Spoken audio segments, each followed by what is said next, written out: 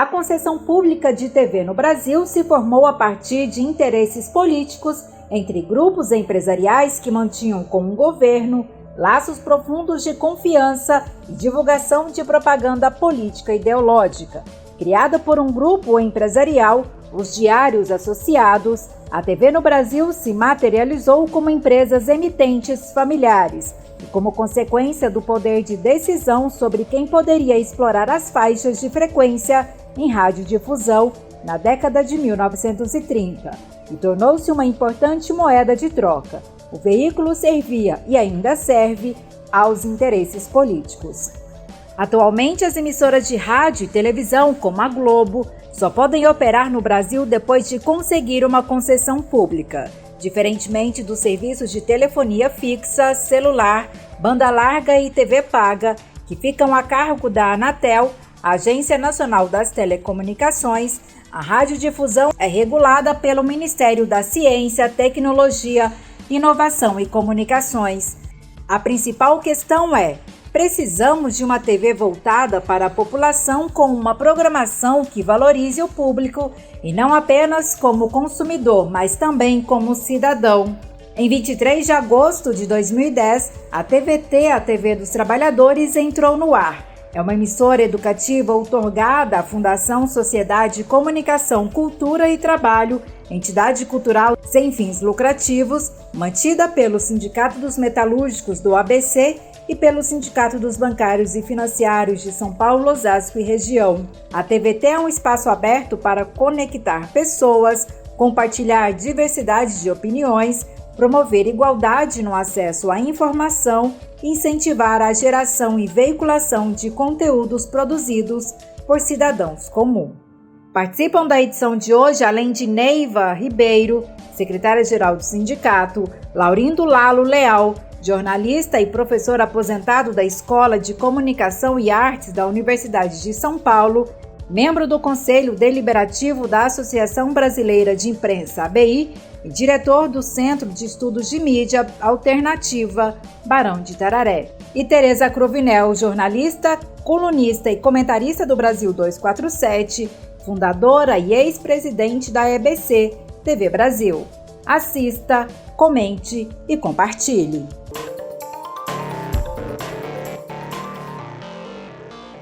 Olá, eu sou Neiva Ribeiro, secretária-geral do Sindicato dos Bancários de São Paulo, Osasco e região, e essa é mais uma edição do nosso programa Se é Pública para Todos. No programa de hoje, nós vamos falar sobre a comunicação, sobre a concessão pública de rádio e TV, que acho que nem todo mundo sabe que isso é uma concessão pública, é algo que deveria ser voltado para a população, para a comunidade, deveria ter um acompanhamento, deveria servir para o bem público, e não é assim. Para conversar com a gente sobre esse assunto, no dia de hoje, a gente tem o prazer de receber o professor Lalo Leal e a jornalista Tereza Cruvinel. Muito prazer em recebê-los aqui. Eu estava aqui conversando nos bastidores que eu sou fã de vocês, da Tereza principalmente, votei lá nela para o prêmio... Como que é o nome do prêmio, Tereza? Comunique-se. É muito importante, parabéns pelo prêmio, e a gente vai falar um pouco disso também. Então, professor Lalo e a Tereza são especialistas nesse tema, debatem muito essa questão da comunicação, e aí eles vão falar para a gente como que é isso, né? É uma concessão pública, qual que é a responsabilidade de quem ganha uma concessão, pode fazer o que quiser, pode falar o que quiser, tem que ter responsabilidade com a educação, com as questões de gênero, de raça, pode fazer o que quiser. Como que é isso, professor? Conta um pouco para a gente. O nosso público aqui geralmente são bancários, mas a gente passa também na TVT, onde tem uma audiência maior, e a gente, nesses programas, a gente quer falar por que a coisa pública deve ser valorizada e não ser atacada como na comunicação, nas mídias, na mídia hegemônica, atacam tanto o funcionalismo público, ataca tudo que é público dizendo que é gasto e não investimento, e diz que o mercado tem que dar linha das decisões políticas e econômicas, e não a Constituição que fala que o Estado tem que zelar pela saúde, pela educação, pelo que se coloca numa transmissão de rádio e TV, porque isso fala para toda a população. Eu estou correta, professor? Muito obrigado, antes de mais nada, claro que está correta, Neiva. Muito obrigado pelo convite, é um prazer conversar com vocês, com a audiência dos bancários da TVT, e também é um grande prazer estar mais uma vez ao lado da minha querida companheira de IBC, a presidente da IBC, presidenta da IBC, quando eu estive lá, e que me colocou generosamente como ouvidor geral da IBC durante aquele período, a Tereza Cruvinel. Respondendo rapidamente a sua pergunta, eu quero dizer primeiro que é preciso que a população, e é uma batalha antiga, você explicar para a população que o rádio e a televisão são concessões públicas, não são propriedade de famílias que ocupam essas concessões. É comum você perguntar para as pessoas se o canal A, B ou C é desta ou daquela pessoa, e eles respondem que é do Silvio Santos, da família Marinho ou do Bispo Macedo, o que é uma absoluta inverdade. Esses canais são da sociedade brasileira, são concessões públicas outorgadas pelo Estado brasileiro em nome da sociedade para que sejam operados por entes privados, por empresas privadas, no caso dessas controladas, no caso brasileiro, por essas famílias. São concessões públicas São 11 porque... famílias, né, professor? São 11 famílias que detêm toda a comunicação do país? Menos que 11. São essas famílias que controlam a radiodifusão e a mídia em geral no Brasil. E por que tem que ser concessões públicas, Neiva? Porque elas ocupam um espaço público que é limitado e finito. Cabem X canais de rádio e televisão no espectro por onde essas ondas trafegam. Então, o Estado tem que regular esse uso e concede, através de uma série de processos legais, para que empresas possam operar esses canais. O Estado poderia, ele, diretamente fazer essa operação, mas ele outorga essas concessões para que empresas privadas façam esse serviço. É como uma empresa de ônibus, não é? Que ocupa um espaço público, mas é uma empresa privada. No caso do rádio e da televisão, são concessões que têm regulação na Constituição da República. A Constituição de 88 diz que uma concessão de rádio tem que ter a duração de 10 anos. Uma de televisão, 15 anos. E a cada período desses, essas concessões devem ser renovadas. E deveriam, se nós estivéssemos atuando democraticamente, deveriam ser renovadas a partir de uma análise do serviço prestado. Se o serviço prestado estivesse de acordo com a Constituição, estivesse prestando um serviço de qualidade em termos de educação, cultura, entretenimento, ela poderia ser renovada. Se não, não seria renovada e um outro operador poderia ser colocado no lugar. É assim que isso funciona nas grandes democracias do mundo. É corriqueira a não renovação de uma concessão, por exemplo, na Inglaterra. É corriqueira. Não prestou um bom serviço, no outro período é outra operadora. Aqui no Brasil, não, Neiva. Aqui no Brasil, essas concessões se tornaram quase que vitalícias e hereditárias. Né? As famílias ocuparam esses canais e vão passando o ano e as renovações são feitas burocraticamente. Só para concluir essa primeira informação que eu queria dar, um pouco para situar, né, historicamente no Brasil, eu me lembro, Tereza, quando eu fazia o programa Ver TV, de vez em quando na TV Brasil, de vez em quando a gente discutia essa questão das concessões. E eu tenho certeza que muita gente estava zapeando, nunca tinha ouvido falar de concessão na televisão.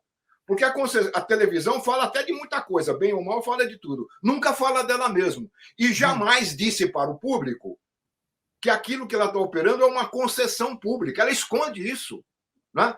E eu costumo brincar até dizendo o seguinte, olha, o Brasil só vai chegar a uma democracia real quando a Rede Globo e as demais, no intervalo da programação, colocarem lá uma legenda assim, esta é uma concessão pública outorgada pelo Estado brasileiro, em nome da sociedade, que começou no dia tal e termina no dia tal. Aí nós vamos começar a melhorar essa relação entre televisão, rádio e sociedade. Aí as pessoas vão começar a entender que aquilo também lhes pertence e não pertence a essas famílias que controlam o rádio e a televisão no Brasil. Tereza, eu estava aqui falando, agora eu estou ficando mais calma, a gente está ao vivo, eu não ligo de falar com o seu chat mesmo, viu? Que eu até esqueci o nome do prêmio Comunique-se, porque eu falei, gente, eu vou me ver na tela junto com a Tereza, vou mandar para todos os meus amigos e para minha família, porque eu adoro mesmo. E aí, eu queria te fazer uma pergunta, por exemplo, a professora está falando disso, né? Quando a gente está discutindo com os bancários, quando a gente está fazendo trabalho de base, a gente sempre fala, a gente está sempre sendo questionado pelo que se colocam nos jornais, na mídia hegemônica, né? Porque se são poucas famílias que decidem o que você ouve, o que você lê e o que você assiste, inclusive na questão de entretenimento, né? Porque tem um pensamento hegemônico, eles decidem lá o que vão noticiar. O mesmo, a família que é dona do jornal é dona da TV, dona do rádio, dona da internet, é dono não sei do quê, é dono do PEG, pague não sei o quê. E aí, então, eles decidem o que a gente sabe e o que a gente não sabe. Você tem uma experiência maravilhosa aí na 247, que é um canal independente. Eu já não assisto mais TV aberta, só assisto a internet, eu escolho lá os canais que eu quero assistir.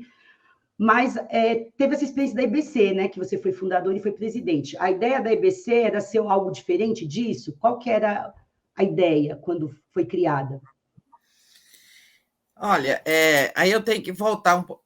Bom, deixa eu agradecer aqui o convite, tá, Neiva? E agradecer sua generosa, seu generoso compartilhamento da nossa programação lá no 247, que acompanha o nosso trabalho. E um prazer também estar com Lalo, que não poderia ter outro ouvidor, não poderia ter nome melhor para aquele momento que nascia a EBC. Então, nós estivemos juntos lá nessa batalha, e a batalha continua aí, está lá o pessoal da EBC em greve nesse momento, diante de tantos esbulhos sofridos pelo governo Bolsonaro. Mas, Tereza, eu não sei se todo mundo sabe o que é EBC, talvez nem todo mundo saiba que está nos assistindo. Eu vou deixar mais claro na minha resposta. Então, aí a gente volta um pouquinho à questão que o Lalo colocava, o que é uma concessão pública, né? Então, existe um bem público, que é o espectro, né? Ele é invisível, mas ele é um bem público. A União Internacional de Telecomunicações, o IT, inclusive, já dividiu ali esse pedaço do espectro aqui, do Brasil, que cobre o seu território, basicamente, né? E esse espectro, ele não pode todo mundo usar e começar a transmitir, senão vai virar uma torre de Babel. Cabe ao Estado, né, que é o gestor das coisas públicas, organizar, inclusive, um canal ali numa frequência, outra, para que todo mundo possa fazer uso desse bem sem virar uma bagunça, né? Mas cabe também a ele estabelecer as regras para concessões. A Constituição diz que a União poderá explorar diretamente o espectro, né, ou explorá-lo através de concessões, né? Isso é a mesma coisa que outros bens públicos, né? O subsolo, né, é um bem público, tá? Agora, o Estado ele pode explorar diretamente ali o petróleo e gás através da Petrobras, né? Mas ele pode, em outras áreas da mineração, fazer concessões, né? Aliás, acabam de fazer uma concessão horrorosa de mineração na Amazônia, né? Vamos também, os rios, o potencial hidrelétrico dos rios também é um bem público. O governo pode ir lá e construir uma empresa estatal, né? Como, por exemplo, nós temos lá várias do sistema Eletrobras, Itaipu, mas ele pode também conceder para uma empresa privada fazer uma hidrelétrica, como existem alguns, só que aí tem regra, a tarifa tem que ser assim, ela tem que ter uma tarifa social, tem que proteger o meio ambiente, tudo tem que ter regra. O mesmo vale para a radiodifusão, né? Rádio e televisão através do espectro. Voltando, então, ao que a Constituição diz, ele pode explorar diretamente ou através de concessões. Sabiamente, a nossa Constituição, inspirada, os nossos constituintes, inspirando-se, inclusive, na experiência de outros países, disse o seguinte: olha, na distribuição de canais de rádio e televisão, caberá à União, né, fazer as regras e fazer as concessões, e caberá também à União, e deverá haver complementaridade entre os sistemas estatal, público e privado. O que ele está dizendo? Que algumas concessões podem ser feitas ao setor privado e existir este que sempre foi o nosso único sistema até muito pouco tempo, só o sistema privado. Começou lá com Assis Chateaubriand criando TV Tupi, em 1950, e só tínhamos televisões privadas com algumas exceções, as educativas nos estados, alguma coisa ou outra, né? Mas disseram os constituintes, deverá haver, então, um sistema privado, um sistema estatal, que são canais a serem explorados diretamente pelos poderes públicos para prestar conta das suas iniciativas, divulgar políticas públicas, etc. Em suma, prestar contas aos governados. E aí nós estamos falando dos 3 poderes.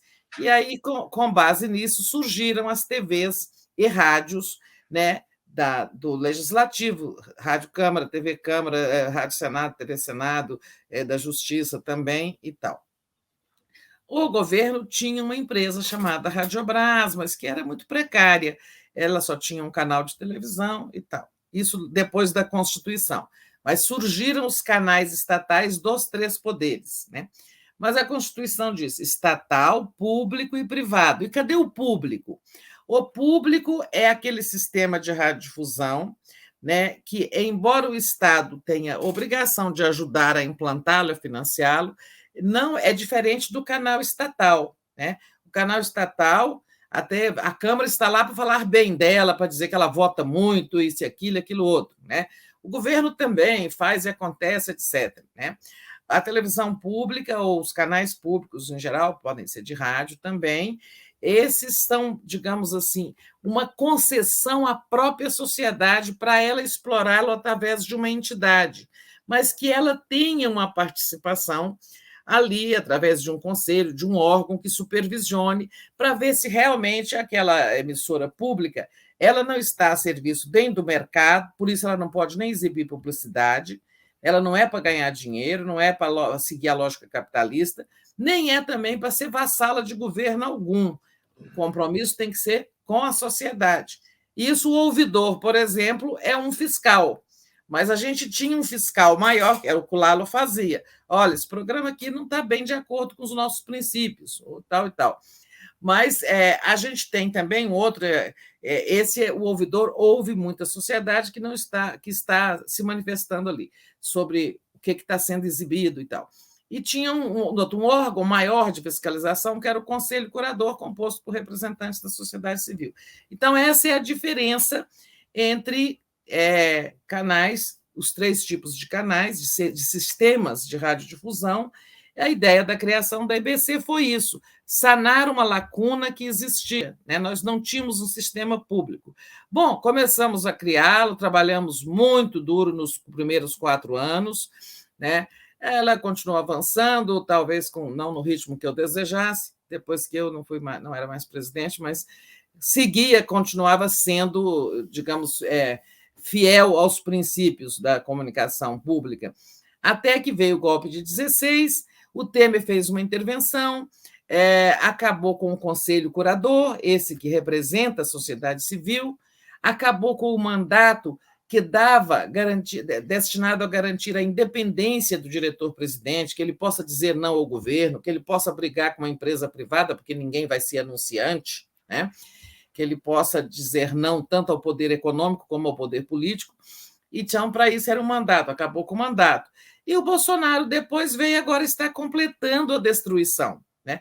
Eu digo, o Collor, eu sempre chamo ele de Collor, o Temer deformou, e o Bolsonaro está destruindo, né?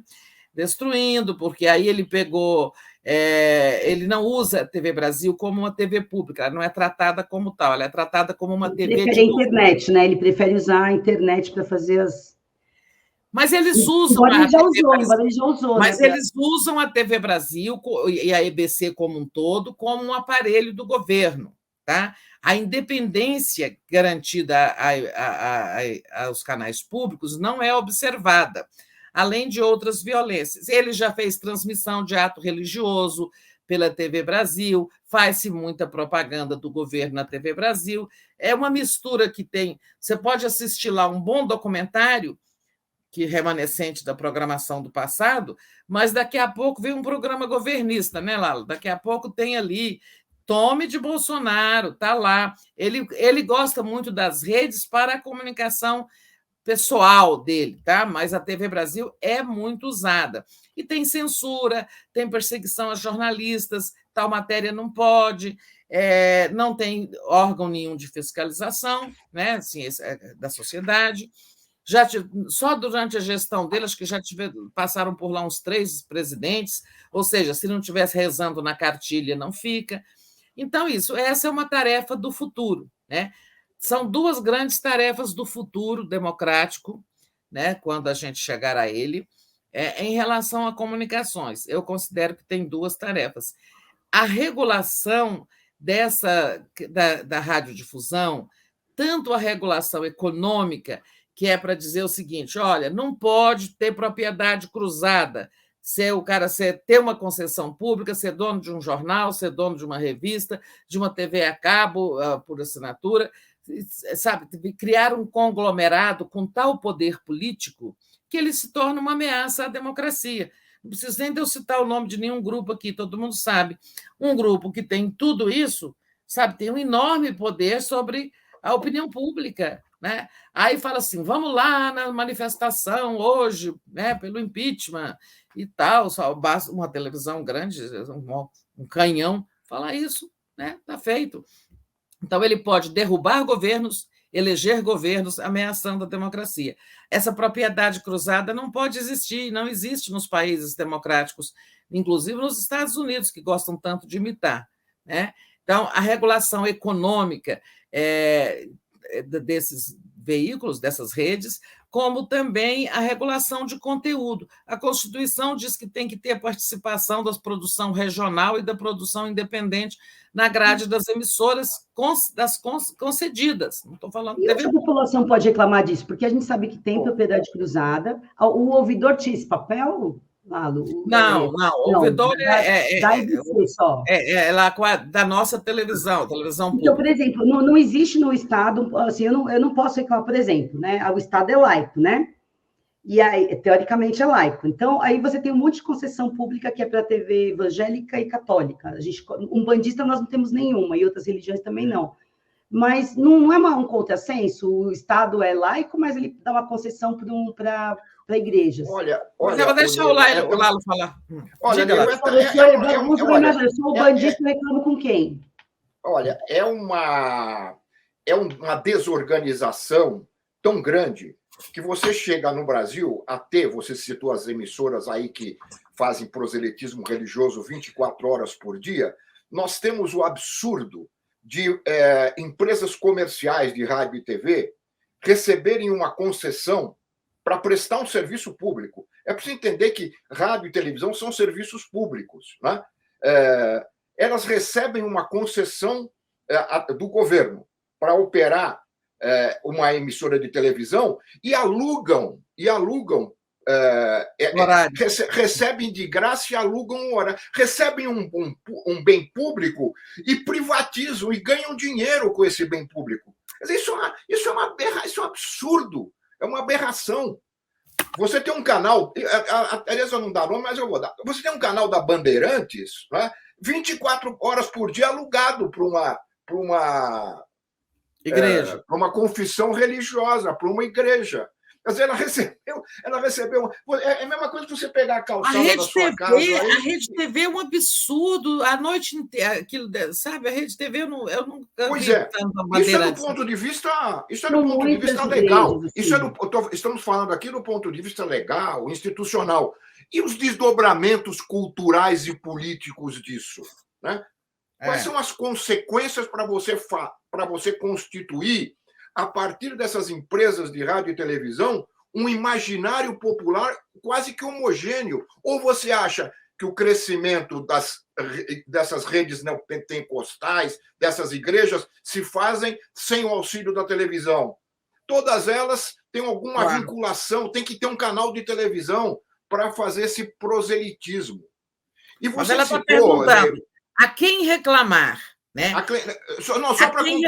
Só para concluir, a Neiva mencionou na pergunta dela o papel e a importância das redes sociais, da internet. Realmente cresceu muito. Mas a televisão, Neiva, ainda é o principal veículo de informação política na sociedade brasileira. Agora, em novembro, uma pesquisa séria da Quest fez essa pergunta. Você se informa prioritariamente através de que veículo? Deu 70% de TV, deu 40 e poucos de redes sociais. Então, a TV ainda é um veículo muito importante do ponto de vista político e cultural. Né? E não há, aí respondendo diretamente a sua pergunta, não há a quem reclamar. Havia com relação à TV pública, porque na TV pública, na IBC, havia uma ouvidoria que recebia as demandas da sociedade, analisava e levava para o Conselho Curador. A Tereza lembrou bem, você tinha ali o órgão máximo, estava acima da diretoria, né, Tereza? Era o Conselho Curador, que era a representação da sociedade. Então, ali existiam vários canais, além das audiências públicas, existiam vários canais que possibilitavam à sociedade se manifestar em relação àquele serviço. Se era bom, se era ruim, tinham de falar. No resto, nas emissoras comerciais, não há nenhum tipo dessa possibilidade. Então, infelizmente, nós temos uma história no Brasil de passividade da sociedade em relação aos meios de comunicação. E sabe como uma das consequências trágicas disso? É que parece que essas pessoas que falam na televisão, no rádio, elas estão acima da sociedade. E muitas vezes, parlamentares, sindicalistas, até comprometidos politicamente, etc., também se ajoelham diante desses veículos. Ficam loucos para dar uma entrevista que dá 1 minuto no Jornal Nacional, dá uma página amarela na Veja. Quer dizer, isso representa uma falta muito grande da crítica que a sociedade precisa ter em relação aos meios de comunicação. E como elas praticamente só se informam através deles, fica muito difícil formular esse pensamento crítico em relação a esses veículos. Eu acho que a mídia alternativa, essa mídia, está fazendo um papel muito bom. Né? Abriu um espaço importante para essa crítica, mas ainda não é suficiente para tornar público esse mecanismo, né? Esse mecanismo que está enraizado na sociedade brasileira, não é desde o Assis Chateaubriand, é desde lá dos anos 20, dos anos 30, 20 para 30, quando o rádio tornou-se comercial no Brasil. Porque, só para concluir, é curioso que o rádio começou como um serviço público com Roquete Pinto. O Roquete Pinto, ele criou uma sociedade de ouvintes para ouvir rádio que bancavam aquela Rádio Sociedade do Rio de Janeiro. Na virada dos anos 20 para os anos 30, ele foi obrigado a entregar para o Estado a Rádio Sociedade porque ele não tinha mais condições de competir com as emissoras comerciais de rádio que se instalaram no Brasil. Então, nós temos a Rádio Sociedade do Rio de Janeiro vai fazer agora, em 2022, 100 anos. 100 anos. Então, nós temos quase 100 anos de rádio e televisão, depois, a partir de 50, rádio e televisão geridos pela lógica do mercado. Para entrar diretamente aqui no programa, são geridos pela lógica do mercado. É preciso reverter essa situação, tornando efetivamente serviços públicos, na prática, não só no termo, não só na designação. Aproveita, falou assim. Quer fazer outro? Eu vou entrar a quem reclamar. Tá. Mas antes de você entrar em quem reclamar, Tereza, eu vou falar assim: nós temos a TVT, né? Nós estamos passando na TVT também, que é a TV dos Trabalhadores, que a gente criou pensando em ter um espaço para ter a nossa voz, como o Lalo falou. Às vezes você vai ter se você conseguir 1 minuto no Jornal Nacional, Lalo, eles também vão distorcer o que você está falando, né? Sem dúvida. Por exemplo, sem dúvida. A gente brigou muito, nós sindicalistas brigamos muito contra a destruição das leis trabalhistas, que eles chamavam de reforma, contra a destruição da Previdência, que está deixando um montão de velhinhos morrendo de fome. Voltamos para o mapa da fome, voltamos para o mapa dos 14 milhões de desempregados, né? 19 milhões passando fome, e você olha na TV aberta, na TV hegemônica, é uma reforma para criar emprego. Não gerou um emprego, só gerou mais fome, miséria, a gente pegando lixo no caminhão para comer, brigando, pagando para comprar osso, né? Então, a gente tem a TVT, quem está assistindo a gente também pode se tornar membro, porque se eu pudesse, se eu fosse lá falar para o pessoal da TVT, e a gente tivesse recurso, queria fazer umas novelinhas para falar de sindicalismo, para falar de luta política, que nem tem as novelas evangélicas, né? Que o pessoal pega as coisas da Bíblia e todo mundo... Além de assistir a programação dos cultos, tem a...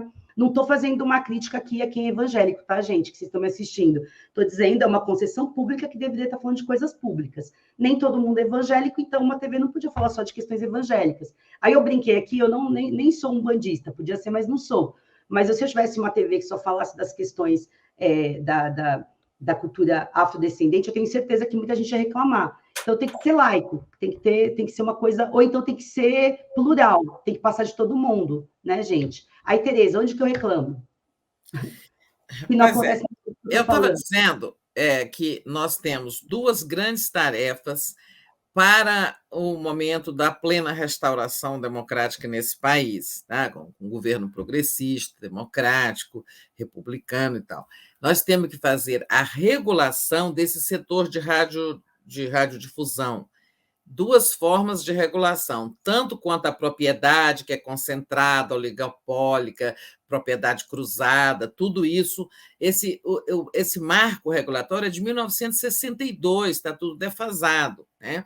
Então, tem essa coisa, e também quanto ao conteúdo, se elas observam o princípio de servir ao interesse mais cultural, educativo, se tem participação, se a diversidade regional e cultural do país está expressa na programação exibida, né?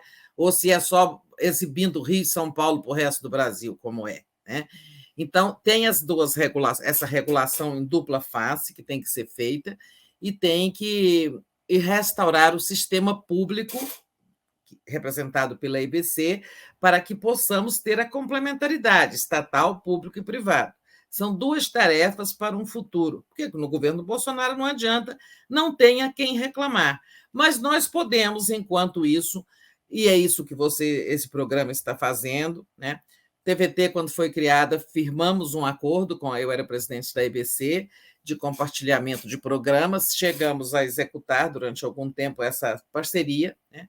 Depois veio a degringolada da IBC e essa parceria acabou. É importante, são canais, é uma natureza pública, né, esse canal, mas não é uma rede, tem suas dificuldades, né? Como a EBC também, através da televisão. Aliás, eu falava em Assis Chateaubriand, referindo-me especificamente à televisão. Desde que ele criou a Tupi, só TV privada, né? Mas o Lalo tem razão que isso começa com o próprio rádio, já na década de 20. Então, assim, enquanto não tivermos um governo que tenha a coragem política de enfrentar tudo isso, essas questões, né? Por exemplo, direito de resposta, também não pode ser isso, como você falou, você sofre uma ofensa lá no Jornal Nacional e ele depois te dá um segundo, né? Aí você não vai conseguir... Lula sofreu horas e horas de ataque na Globo, né? Na Operação Lava Jato, e depois... Eu queria só complementar. Enquanto não temos governo com coragem política para enfrentar essas questões, nós podemos contribuir para aumentar a consciência da população de que essas emissoras de rádio ou de televisão privadas não são privadas, elas são concessões ao setor privado, e nós, que somos verdadeiros donos do espectro, né, cedido a elas, temos o direito de exigir mudanças na programação, ou que, o jornalismo tenha tais e tais características, etc. Então, o que nós podemos fazer por hora é estimular esse debate, né, e fazer com que as pessoas contribuam para que as pessoas compreendam que a Globo não é dos Marinhos, a Record não é do Bispo Edir Macedo, eles podem ter lá assim seus equipamentos, a infraestrutura, mas sem o canal nada existe, sem a frequência, e esta pertence ao povo, né? O que nós podemos fazer por hora é isso. Ou você pode ir ao Supremo dizer o seguinte: olha, A Constituição não está sendo observada nesse aspecto aqui, tá? Mas, assim, não tem... Mas já tem várias iniciativas em relação a isso, né? Não tem dado resultados essa via, porque o poder político dessas televisões é muito grande. E, então, o próprio judiciário, o próprio Ministério Público, eles são muito tímidos no enfrentamento desse poder midiático.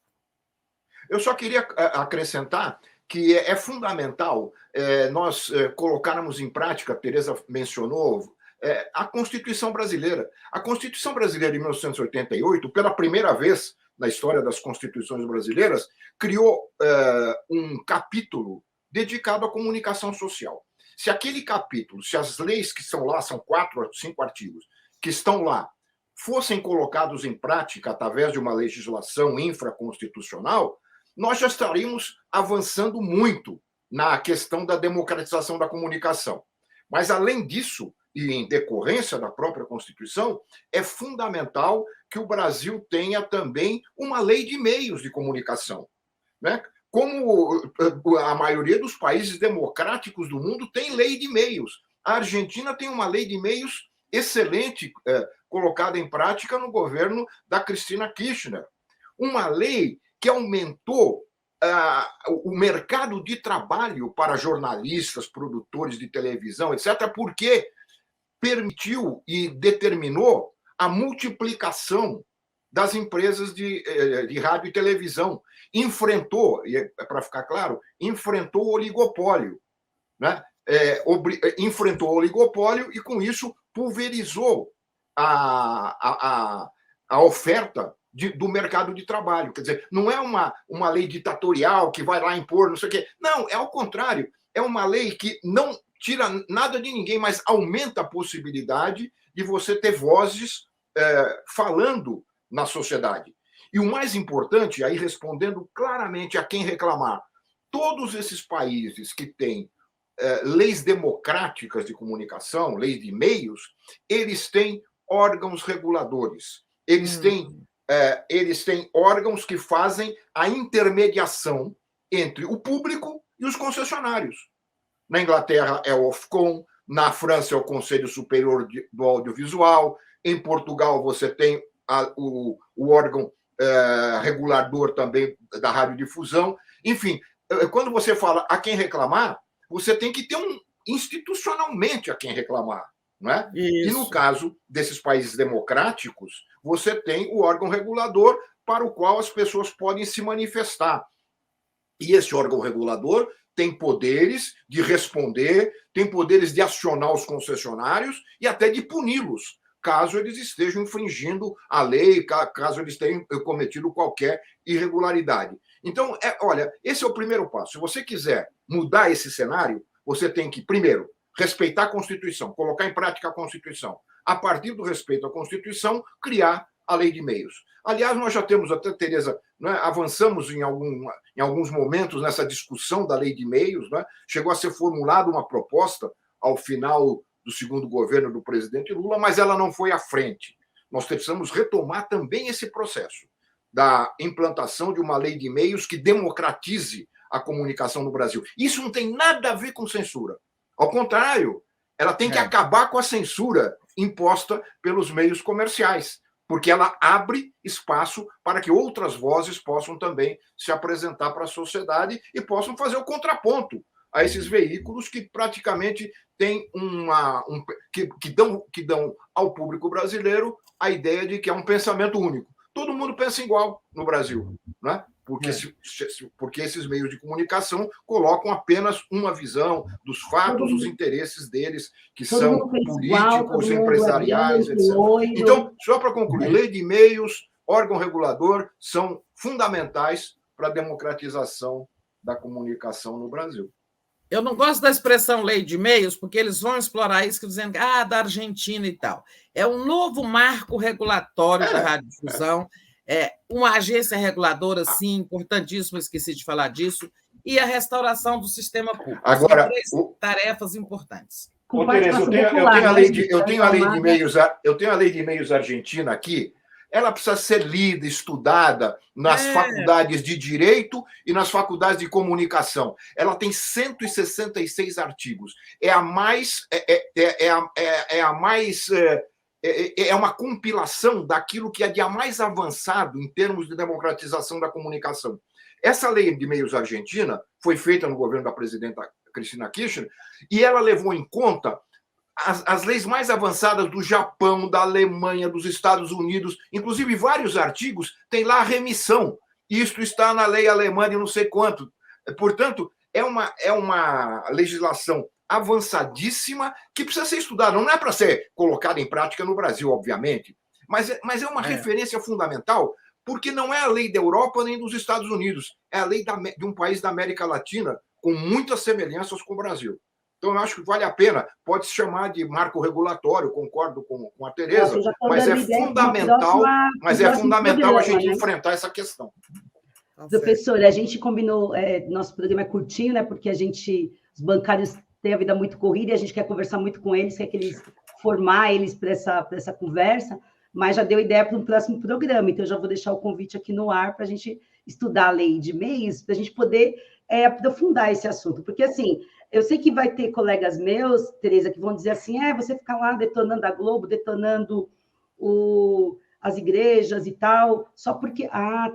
Só porque... Lei da Comunicação Democrática. Pode deixar a referência, a gente coloca na descrição do nosso vídeo também. Só porque vocês são fãs do Lula, só porque o sindicato... E aí a gente está dizendo o seguinte, não, se é público, é para todos. Todos têm que ter direito de ter sua voz. Então, por exemplo, você não vê falar de sindicalismo em lugar nenhum.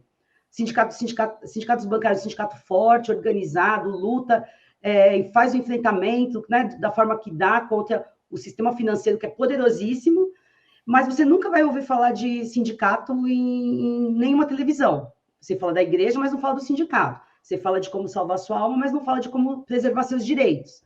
E aí a gente já sabe, pertence a poucas famílias, essas famílias têm poder sobre... os parlamentares, têm poder sobre o judiciário, né? Porque se você... Imagina que elas gostam de sindicato, né? Preferência que não existisse. Se você ofender qualquer um deles, você vai sofrer uma carga de matérias, destruindo sua reputação, ameaçando sua família, e aí a gente, não sei se vai dar tempo da gente falar, mas eu gostaria de, quando vocês forem fazer as considerações finais, falasse do caso, por exemplo, da Jovem Pan, que é uma TV super agressiva, só fala de fake news, só fala mentiras e vai ter uma concessão pública. E aí ele já tem um acesso absurdo na internet e agora tem uma concessão pública, falando mentira o tempo todo e você não tem contraponto, não tem contraponto algum. E aí, quando a gente está falando disso, que a gente tem que se organizar, cobrar que todos sejam vistos, aí porque eu quero que o sindicato seja visto, eu sou nordestina lá do Piauí, eu quero que a programação também reflita o que o povo do Piauí pensa, eu não quero ver os negros e negras só nas novelas como serviçais, como empregadas reproduzindo machismo institucional, não quero ver os gays sendo vítima de homofobia, e aí isso passa por a gente ter uma TV que reflita quem nós somos, né? Por isso que tem que ser público. Então, o nosso objetivo é esse, quando vocês forem me criticar, venham com calma, porque a gente está querendo falar que isso aqui é um espaço que tem que ser democrático, não pertence aos marinhos, e lá eles elegem presidentes, eles decidem com o mercado quem vai ser o próximo presidente, a terceira via, se vai ter reforma, se não vai ter, quem vai morrer de fome e quem não vai. Então, o nosso objetivo é esse. Vocês podem depois discordar, a gente conversa mais, mas tem que estar bem claro que é isso. E aí eu já quero agradecer a presença de vocês e passar para vocês fazerem as considerações finais, para a gente não passar muito do nosso tempo. Já agradeço demais em nome do sindicato e do GT de Defesa das Empresas Públicas, vocês terem vindo aqui, e o canal está aberto, a hora que vocês quiserem, a gente está muito afim de ouvi-los, porque foi muito bom. Vamos então, começar. Tá bom, deixa eu fazer minhas considerações, que são poucas, realmente está tudo estourado, o meu horário também. Olha só, tem muita coisa errada. Você deu o exemplo da TV Jovem Pan, né? Que todos nós sabemos, ela tem alinhamento ideológico com Bolsonaro, extrema-direita, tudo isso, propaga fake news, etc., espalha ódio, acontece de tudo naquele canal. Mas ela não ganhou uma concessão pública. Tá? Ela obteve um canal por assinatura. E hoje, os canais por assinatura, você vai lá e negocia com a NET ou com a Sky, com essas grandes operadoras. Olha, eu quero um espaço, aí eu vou montar um canal. Aí tem uma negociação, não sei quem paga quem lá e tal, mas, enfim, tem que ter poder para conseguir colocar um canal numa plataforma dessas, entendeu? Mas isso é desregulado, isso está completamente desregulado. Um canal por assinatura também tem que ter responsabilidade. Ele não está no espectro, tá? Por isso é diferente, ele não está no espectro. Aquela imagem chega por cabo, por MMDS, micro-ondas, outras tecnologias, mas não é ali. Então, por isso, a Jovem Pan entrou lá e está fazendo uma televisão e cometendo muitos delitos comunicacionais, a meu ver. Eu acho que precisa de também ter melhor regulação de TV por assinatura. Está muito solto. Já foi concessão no passado e hoje não, né? Enfim, gente, tem um mundo de coisas nessa área para a gente discutir. Não vou abrir nenhum assunto novo, porque não daria tempo, né? Lembro aí a todos, sobretudo os sindicalistas, que, nesse momento, a EBC está em greve, né, os seus funcionários. Então, todo movimento, toda manifestação de solidariedade à greve da EBC, sobretudo vindo de outros sindicatos, né, o Sindicato dos Jornalistas e a Comissão de Empregados estão à frente dessa greve, toda solidariedade ao pessoal do PT, da EBC é bem-vindo, tá? No mais, obrigada por essa oportunidade de estar com você, Neiva, estar com o Lalo, estar com todo o público da TVT e do canal do sindicato no YouTube. Felizmente, também... temos a internet, né, que ajuda a gente a quebrar esse monolito. É uma chance para nós, né? É difícil, mas é uma chance. Bom, eu também quero agradecer muito o convite e cumprimentar o Sindicato dos Bancários por levar esse tema à discussão. Esse tema é um tabu, né? Eu costumo dizer que a televisão e o rádio discutem tudo, bem ou mal, menos eles mesmos, né? Então, a crítica da sociedade, a análise crítica, não é crítica apenas para falar mal, mas a análise crítica, a análise da sociedade sobre o que ela recebe pelos meios de comunicação, praticamente não existe, porque a sociedade se informa por esses meios de comunicação e eles não tocam nesses assuntos que diz respeito a eles mesmos. Então, uma ação como essa do Sindicato dos Bancários, ao colocar esse tema em discussão, é importantíssima. Eu fico me lembrando do que foi a Confecom, a Conferência de Comunicação realizada ainda no governo Lula, né, que levou esse tema para a sociedade. Então, as pessoas começaram, em vários pontos do país, a discutir comunicação, coisa que nunca haviam feito. Movimentos organizados que discutiam as condições de vida, enfim, vários temas que lhes diziam respeito, saúde, educação, mas não tinham ideia da possibilidade de discutir também a comunicação e como a comunicação interferia no dia a dia de cada um. Aquela conferência foi importantíssima. Segundo alguns cálculos, chegou a levar essa discussão a mais de 30 mil pessoas, a partir do bairro, do município, do estado, até chegar ao nível nacional. Então, eu acho que essa contribuição do Sindicato dos Bancários deve ser continuada, deve ser exercida também por outros sindicatos que tenham essa possibilidade de levar essa discussão para a sociedade, porque se não for por esse caminho, praticamente não existe outro. E ele é fundamental para a vida de todos nós, é fundamental para a democracia. Portanto, eu cumprimento vocês por essa iniciativa e muito obrigado por ter me dado essa oportunidade de rever a minha querida presidenta Tereza Cruvinel. Eu também. Um abraço a todos. Nós que agradecemos. Muito obrigada pela presença de vocês. Quero também registrar aqui toda a nossa solidariedade para a greve dos companheiros da EBC.